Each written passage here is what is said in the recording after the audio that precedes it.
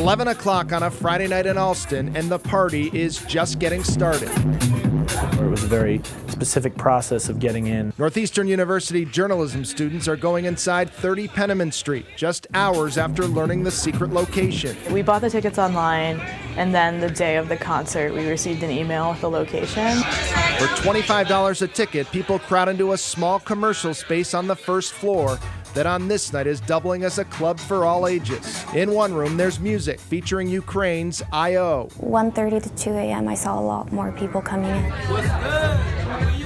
In another room, there's a bar, no ID required. Hey, can I get a rum and Coke? It was a cash-only bar that you would pay $3 for beer, $5 for hard alcohol. It's like all vodka. There are also some people using drugs, what looks like marijuana and cocaine. They were very open about it. It wasn't really discreetly done. There was also a man with like a velvet drawstring bag, and he'd walk around and take things out of pill bottles and then take money for it. 5 Investigates discovered there have been more than 30 of these underground music events in and around Boston in the last 2 years, from Boston to Somerville to Everett. There's one common theme with all of these parties. They're off the radar, so officials have no idea they're even happening. What's your concern? My concern is the inappropriate use of space that puts people in a dangerous situation. Buddy Christopher is commissioner of Boston's Inspectional Services Department. I imagine the organizers would say, Commissioner, you're no fun.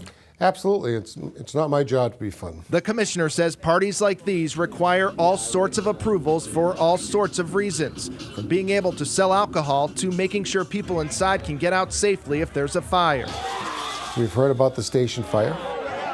And you saw the worst possible result of a situation like that.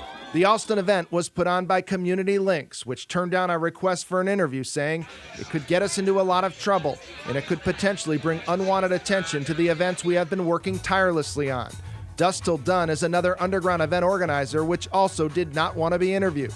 The underground stays underground by not making it public. Sorry, we don't need any more attention than we already get for obvious reasons. The late night events, which are known to last until at least 5 in the morning, come as Boston Mayor Marty Walsh pushes to allow bars to stay open later. I think there's a case for it and a demand for it, and the question is where. At the mayor's request, State Senator Will Brownsberger filed a bill to allow bars in some communities to stay open later. He says he doesn't know if later bar hours would cut down on underground music events. You want this to go through some Boston City Council hearings where people can come in, talk about what's really going on, shine a light on it, and figure out how to keep, let people have fun and keep them safe. 30 Penniman Street has been cited in the past for building code violations, and Boston police broke up an unlicensed concert there in a different unit in 2013. The landlord insists he had no idea about the underground music event held in his building earlier this month and says he's now looking at adding security and evicting the tenants. Mike Bodette, 5 Investigates.